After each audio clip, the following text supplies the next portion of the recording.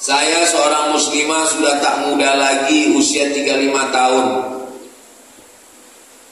Masalah umur ini bukan masalah angka, Besti. Umur ini masalah rasa. Saya nih, rasa saya sekarang merasa 27 aja bisa. Beberapa bulan yang lalu datang seorang laki-laki berusia 28 tahun, ingin menjalani hubungan serius dengan saya. Kalau memang dia serius, jangan cuma berani bawa mawar, tapi berani bawa mahar. Saya selidiki lagi tersebut, ternyata pekerjaannya seorang pembeli berondolan sawit. Mantap. Dan dia mau sholat tapi belum 5 waktu. Tambah. Kemudian pas hari Jumat beliau saya WA di waktu sholat Jumat, dan dia menjawab WA saya, dan kita chattingan sepanjang waktu sholat Jumat. Jangan terima lagi. Sedang Tuhan aja dia khianati, apalagi kamu. Dan saya menolak beliau dengan alasan perbedaan usia yang jauh. Masalah umur tak masalah. Nabi Muhammad dengan Khadijah jauh 15 tahun, tak apa-apa. Dalam hati saya, karena pekerjaan beliau yang saya ragu kehalalannya, yang jadi pertanyaan, ini curhat panjang kali nih. Apa pekerjaan sebagai pembeli berondol itu halal?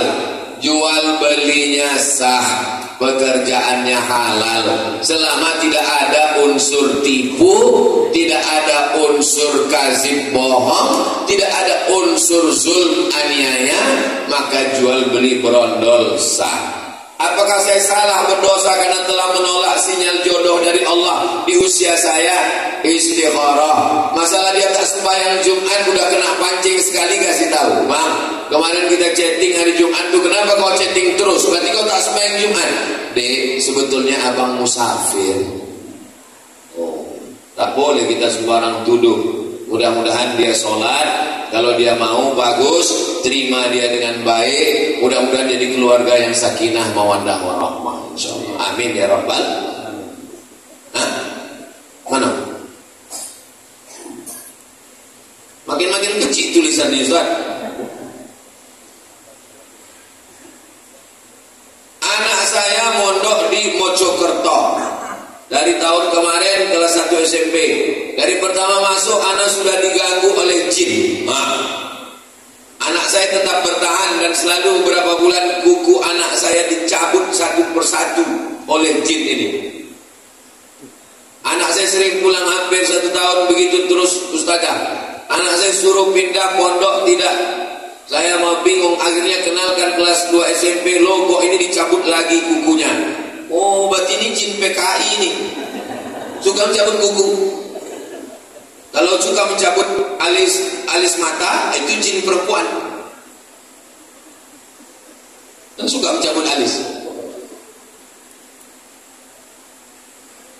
Setiap saya carikan tombol ke ustadz jawabannya yang selalu menakutkan. Saya kasih nomor Ustadz Faizar, spesialis jin. Nanti minta ke Ustadz Arnob ya. Saya tak berani nge-share nomor dia, nanti terganggu dia. Nanti saya kasih ke nomor Ustadz Arnob, Ustadz Faizar. Saya buat biar tak susah mencari nama Ustadz Faizar ini. Saya buat di sini Ustadz Jin. Ustadz Jin. Ustadz Jin. Itu Ustadz. Kasih ke ibu nih nomor Ustadz Faizar Jin. Ada lagi pertanyaan tadi? Udah catat nomor. Nanti kirim ke ibu tuh nomor Ustadz Faizal. Bolehkah berhajat ingin rumah cepat terjual ditebus dengan puasa? Oh, jadi kalau rumah terjual puasa, kalau tak laku-laku tak puasa-puasa. Itu namanya nazar. Nazar itu membuat amalan sunat menjadi wajib. Nazar namanya. Aku bernazar, nanti kalau begini-begini aku akan, kalau lulus anakku ini PNS aku akan berkurban, kalau tak lulus aku tak berkurban sampai mati. Itu merajuk namanya. Hukum asal nazar itu boleh, tapi kata Nabi, nazar itu untuk orang yang pelit. Pelit dia tak mau mau bersedekah maka diikatnya dengan nazar. Tapi hukum asal nazar hukumnya boleh, mubah. Tolong kalau sebelum bernazar itu diingat baik-baik. Khawatirnya waktu bernazar berjanji-janji sesudah selesai tak ditunaikan. Ada orang begitu. Pak Ustadz, saya kemarin bernazar. Apa nazarmu? Saya puasa Senin Kamis sampai mati. Matilah kau. Dia tak tahan. Jadi sebelum bernazar tuh pikir-pikir baik-baik. Saya anjurkan kalau nazar bagusnya nazar sodakoh saja. Karena kalau puasa Nabi Daud bernazar, puasa Nabi Daud sampai mati. Sebelum mati kita duluan. Kita sibuk. Jadi sebelum bernazar itu pikirkan baik. Kalau nazar sodakoh, ini bagus. Ada lagi pertanyaan Ustaz Alno? Apakah cerita Sa'ban dan Sa'labah itu termasuk hadis palsu, Pak Ustaz?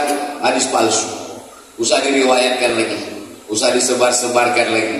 Man kadzdzaba alayya muta'ammidan, siapa yang berdusta kepadaku secara sengaja, falyatabawa maq'adahu minan nar, siapkanlah tempat duduk dari api neraka.